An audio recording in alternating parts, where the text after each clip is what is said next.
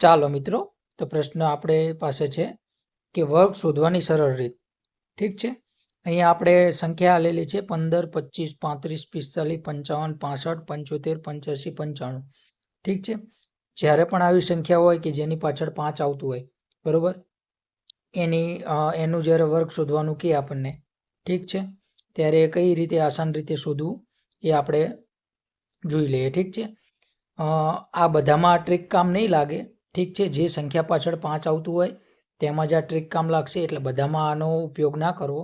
ઠીક છે, અને ડાયરેક્ટ તો આ રીતે વર્ગ ના પૂછાય, પણ ક્યાંય તમારે ગણિતમાં કોઈ કેલ્ક્યુલેશન આવતી હોય ત્યારે જો આવી મોટી સંખ્યાનો ગુણાકાર કરવાનો થયો, માની લો કે 35 ગુણ્યા 35 કોઈ સંખ્યામાં તમારે 35 ગુણ્યા 35 કરવાનું થયું. ઠીક છે, તો 35 ગુણ્યા 35 એટલે 35નો વર્ગ જ થયો ને. ઠીક છે, તો એની પાછળ 5 આવે છે, બરાબર. 35નો વર્ગ શોધવાનો હોય કે 35 ગુણ્યા 35 કરવાનું હોય ત્યારે એની પાછળ 5 આવે છે. ઠીક છે, તો એ કઈ રીતે સરળ રીતે આપણે શોધી શકીએ, બરાબર, એની વાત આપણે આ વિડીયોમાં કરવાની છે.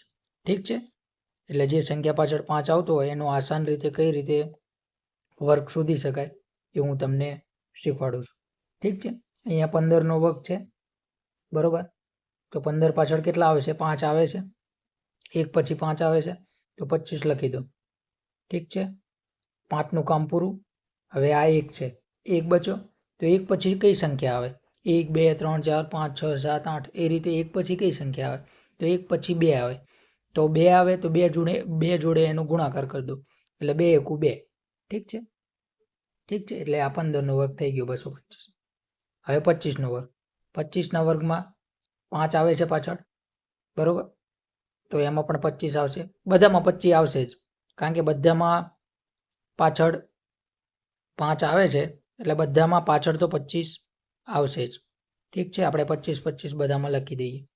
ઠીક છે, 25 25. ઠીક છે, 65માં પણ 5 આવે છે, 75માં પણ 5 આવે છે, 85માં પણ 5 આવે છે, અને 95માં પણ 5 આવે છે. ઠીક છે, હવે 25માં 5 પહેલા કઈ સંખ્યા છે? 2 છે. 2 પછી કઈ સંખ્યા આવે? 3. એટલે એની જોડે 2નો 3 જોડે ગુણાકાર, 3 દુ અને 6, 625. 25નો વર્ગ 625. હવે 35નો વર્ગ શોધવા માટે 3 પછી કઈ સંખ્યા આવે છે? 3 પછી 4 આવે છે, તો 4 તરીને 12, એટલે 1225. ઠીક છે, 35નો વર્ગ 1225. એ રીતે 45નો વર્ગ આપણે 25 તો 5 ના લખી દીધા. ઠીક છે, હવે 4 પછી કઈ સંખ્યા આવે? 5.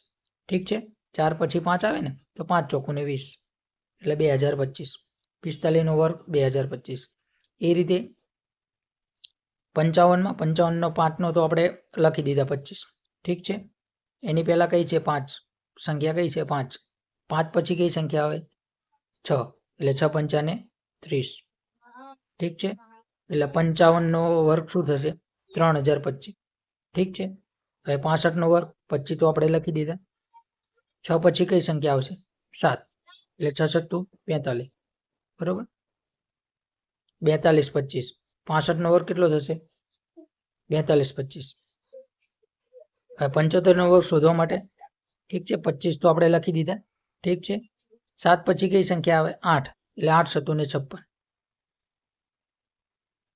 8 સત્તુ ને 56. ઠીક છે, તો 75નો વર્ગ કેટલો થશે? 5625.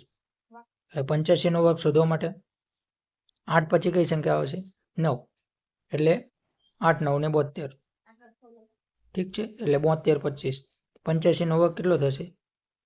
7225. હવે 95નો જે છે એ તમારે કોમેન્ટમાં કહેવાનો છે. ઠીક છે, 95નો વર્ગ કેટલો થાય એ તમારે કોમેન્ટમાં કહેવાનો છે.